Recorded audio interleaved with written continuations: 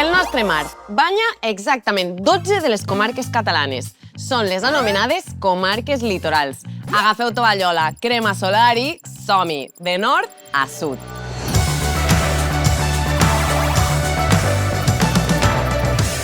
És la primera de tot Catalunya que veu sortir el sol.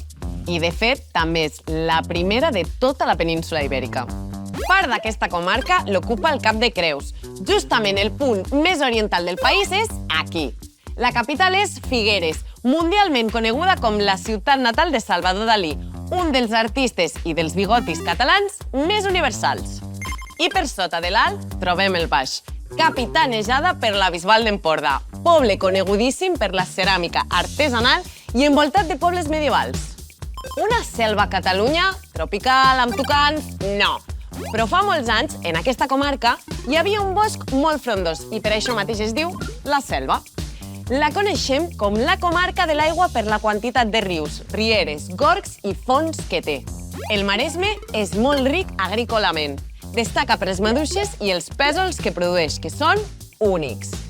La capital és Mataró i els que hi viuen reben el nom de capgrossos. Per això, la colla castellera de Mataró es diu així, capgrossos. Benvinguts al Barcelonès, que justament és una de les comarques més petites de totes, però resulta que és la més poblada. És on viu més gent de tot Catalunya, més de 2.300.000 persones. Enganxada a Barcelona, la capital és Sant Feliu de Llobregat.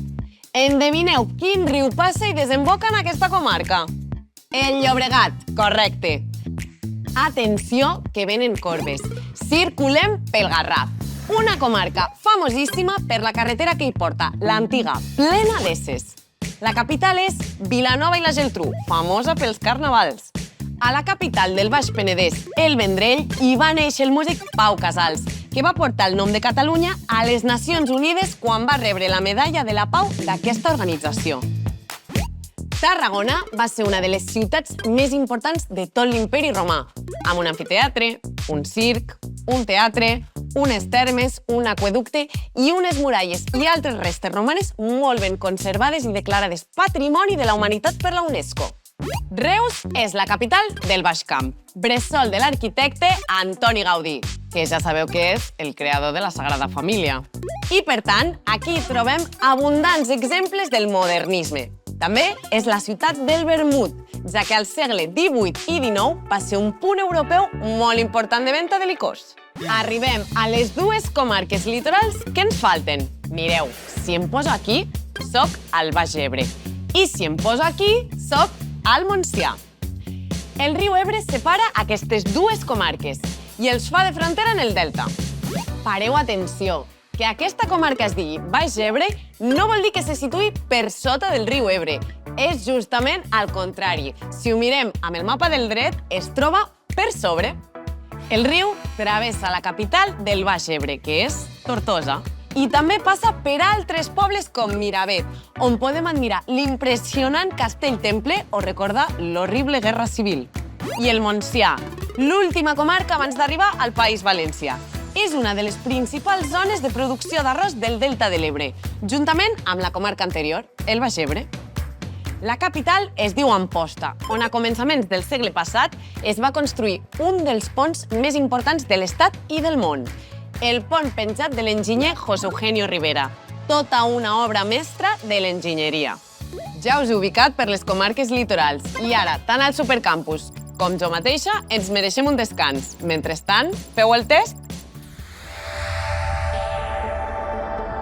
Quina és la primera comarca que veu sortir el sol? El Maresme? El Baix Penedès? L'Alt Empordà? O el Barcelonès?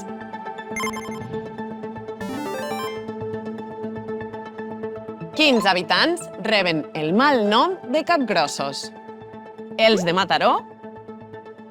Els de Tarragona? Els de Sitges? O els de Cadaqués?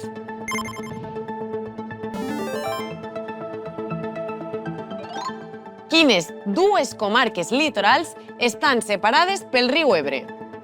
El Lluçanès i l'Anoia, el Garraf i el Baix Penedès, el Baix Ebre i el Montsià o el Baix Llobregat i el Barcelonès?